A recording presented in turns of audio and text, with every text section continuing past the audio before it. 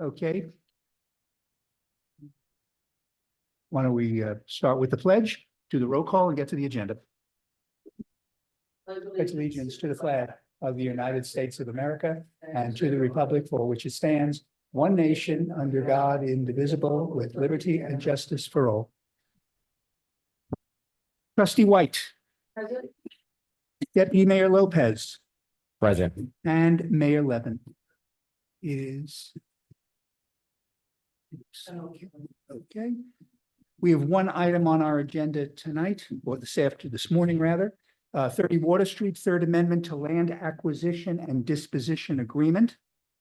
Whereas the Village and WBP Development LLC entered into a land acquisition and disposition agreement, LATA, dated February 9, 2022 for the project site as defined in the LATA.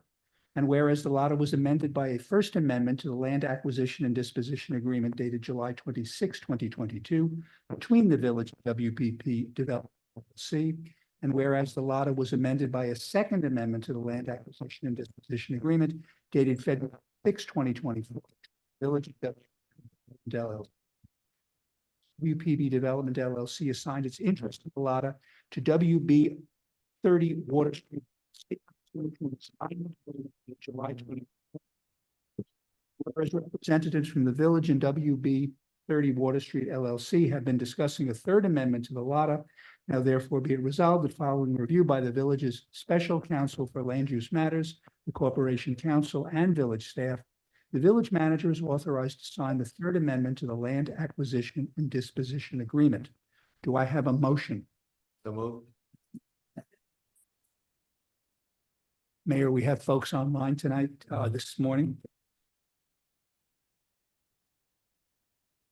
Good morning. Thank you all for being here. So last night, this was brought forth in front of the board. At least two of the board members out of the four present had issues with this. Number one, it isn't clear to us what the actual amendment is, why it's being done. And before legislative body signs things, it is imperative that the elected officials know what they're signing. Because what I've learned about the LATA personally is that at the end of all of the conversations that we have and all of the hundreds of meetings, the LATA is actually the document that matters in so many different ways. So I was not comfortable signing something where the amendment wasn't explained in a way that I think should have been explained last night. I do want to comment retroactively to last night, which is this has nothing to do with the trust of the staff. I don't even know what expertise is needed here. An IRS issue was mentioned in ways, but without any explanation about what the issues are. So the desired outcome for today's hopefully very brief conversation is what is being recommended, why it's being recommended. I understand there is time pressure for Tuesday, but that's not our issue. That is an issue outside of the Board of Trustees, given that that happened outside of our ability to manage that. So before we sign anything, I'd just like to get those understanding. One, what is the amendment? Why is it needed? How does it protect the village? And in what way does it protect the village? And what specifically is being amended? What are the changes that are being done? I don't know who's going to speak to it, but I see three people on here or four, so open it up to anyone that wants to address any one of those three items. Sure. Thank you, Mayor. This is Jim Wendling from WBP Development, and Bill Balter's on the phone as well, and Mike Katz, a partner with Cuddy and Feder. So I'll go and they will help answer any questions if I miss anything. First, most importantly, as you said in your beginning, there's been hundreds of meetings and hundreds of calls about this. We're now at a point where we're heading towards a closing in October. So that is exciting. And, you know, both our side and your side have worked very hard to get us to this point. So we are excited about that. And that's a good segue to when you get to this point, every lender and accountant and their attorneys and our attorneys, and everybody really starts looking at the fine details and all the documents tied to this deal. And low-income housing tax credit deals are complicated. And this has a brownfield component and a Con Ed component and the site improvement component, you know, the public benefits that we're building. So they're all complicated, but this is perhaps even more complicated. And when attorneys started looking at the specific language in the LATA and other documents, there was concern that the items that are consideration for the purchase of the property at not less than $7.5 million, which are the public improvements, would not go into eligible basis. And eligible basis is how tax credits are derived, and the low income housing tax credits are a major piece of this capital stack, and also which WBP and more specifically Bill are guaranteeing in this deal. So you want to be able to maximize your eligible credits, and that means the costs that are eligible. And if you have certain terminology, or if it's written a certain way, it could be deemed not eligible. So the main changes in the latter are to marry or align the language for the offsite and for the public improvements to IRS guidance. We're not changing any of the business terms. We're building the 45 parking spaces. We're building the community space. We're building the linear park, the greenway extension, and we're remediating the blighted the brownfield site. All of the maintenance obligations have not changed. So none of the business terms have changed, just aligning the language and changing site improvements to dedicated improvements, which is a defined term in IRS guidance. That's on a high level, the main change in this third amendment. There's also, I'll briefly touch on the condominium structure. The condominium structure was always contemplated in the LATA. We originally had 5 units. We now have 4 units because our condo attorney advised that is permissible and less is better than more. So the linear park and the greenway the linear park and the community space, which were to be separate condos, are now part of the residential condo. Again, no change to the business deal. The village will have an easement for use of the 45 parking spaces, for use of the community space, and for use of the linear park. Again, all as originally contemplated. So I'll pause there and see if that triggers any questions or if that helped at all. I'm just gonna start. I'm sure there might be others. Thank you. So the condominiums, so the square footage, what are the condominium spaces specifically designed for? Do you want me to explain the units? We have Yes, what are they? What are they designed for? And you've reduced from 5 to 4. The units are the public parking garage, 45 parking spaces, the residential parking lot, which is the balance of the spaces. I think it's 145.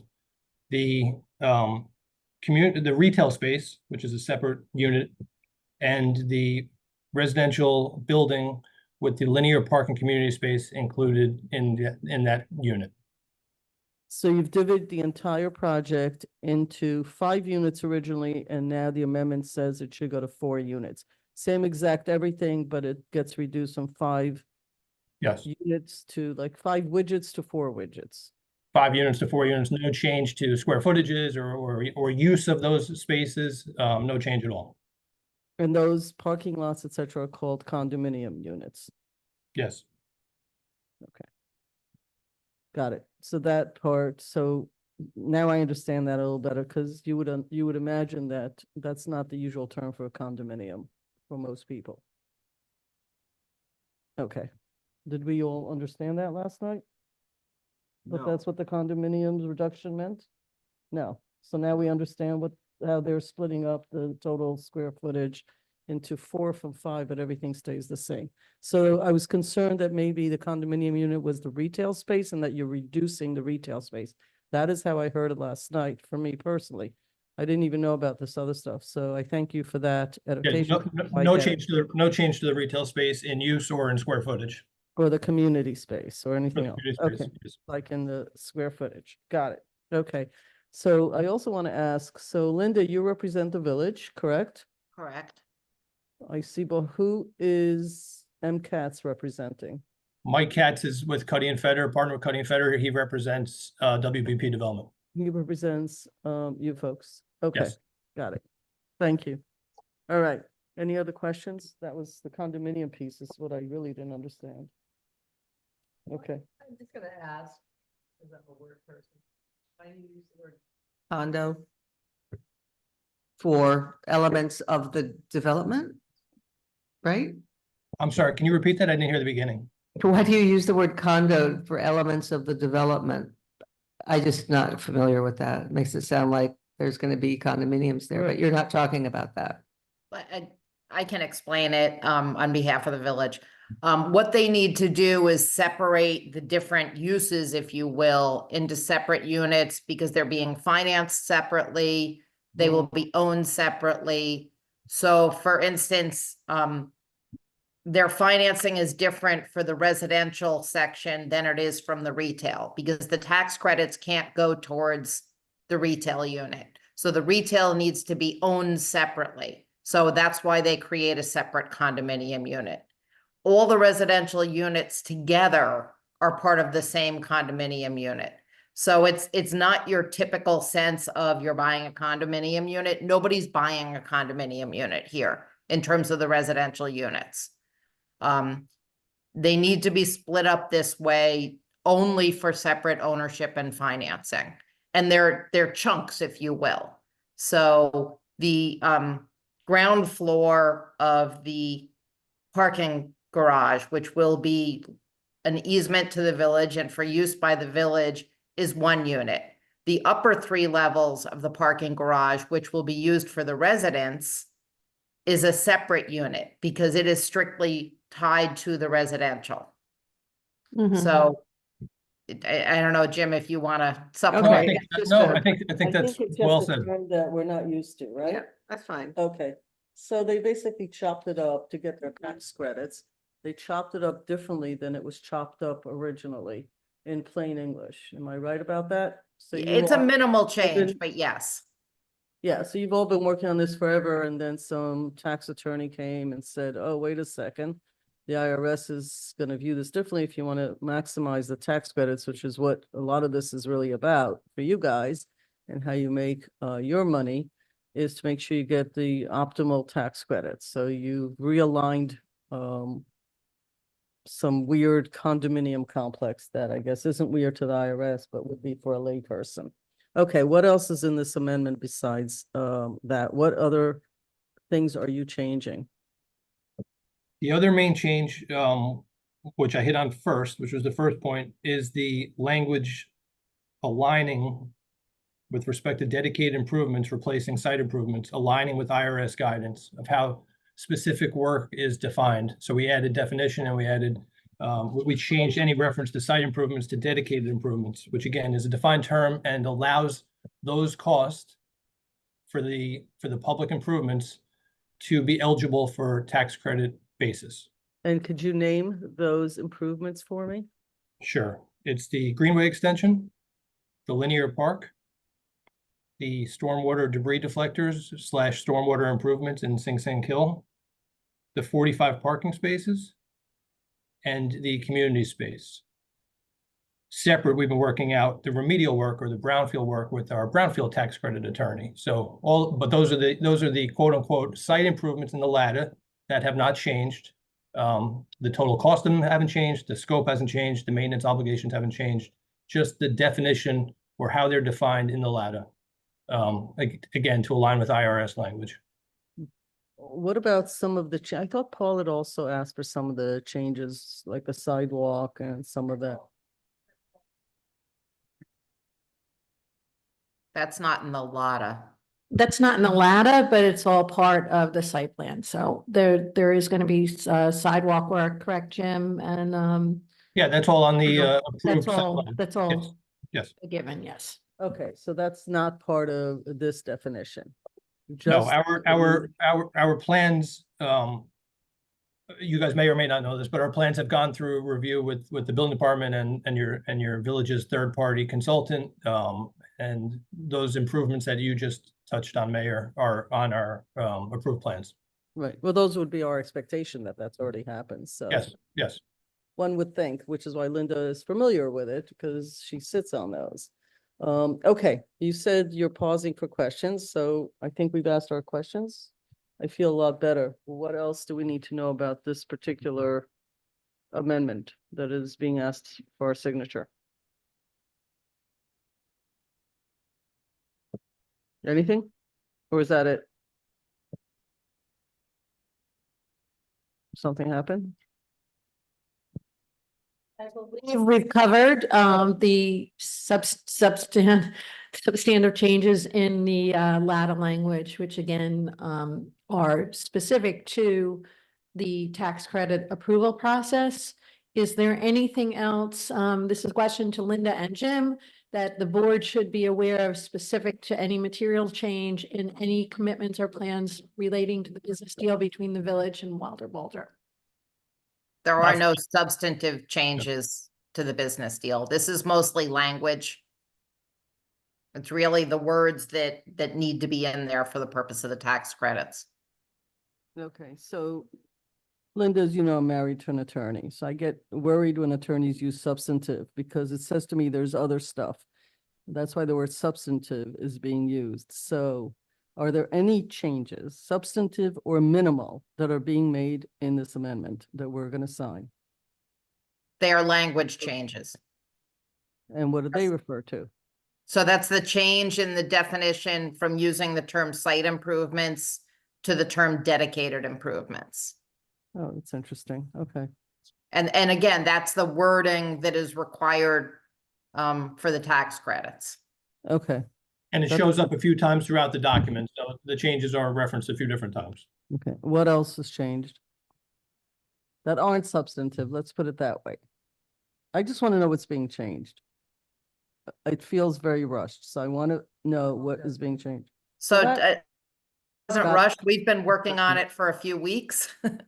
And what I was really in my participation in this was really to make sure that there was no change that would negatively impact the village and how the village thinks this transaction is working. So I can tell you there is no such change. Okay. All right. Well, that's making me feel better. So yesterday's episode is a product of not understanding. Whenever I see an amendment, I need to know what it is. It's not enough to say people have worked on it for weeks, because you all have your own eyes that you're looking at, but we have a responsibility. If we can't explain this to the public, then we're not doing our job. So I feel a lot better. Is everybody good? Dana? Okay. I'm looking at you because I'm seeing a question mark above your head. You're good? Okay. We're in the middle of a vote. We All have right. a- Does anybody have anything else that we need to know? I do appreciate everybody being here, and I promise to keep it short. Anybody else? Okay, Stuart, do you have any commentary here? I do not, Mayor. Thank you. Okay, you said in the meeting yesterday that you only saw this very late yesterday afternoon. Have you had a chance to look at everything at this point? Well, the latter I saw before that. Okay. What I was talking about yesterday was the omnibus easement, which the board. The board Adopted actually, last it's night. okay, because that we actually understood. Okay, good. Well, I appreciate everybody's time. We're in the middle of a vote. so All go those ahead. all those in favor of the resolution? Aye, Thank you. Okay. thank you. Thank you all for being here. Thank you. Linda, in the future, when we have amendments, I'm going to ask that either you or somebody in your firm also be present for big projects. We're gonna have a lot of big projects coming up, so if you don't mind, I think we probably could have done it last night had we had like our sort of council. And no offense to the staff, but we had some questions and people weren't able to explain it, so I think it would have been helpful.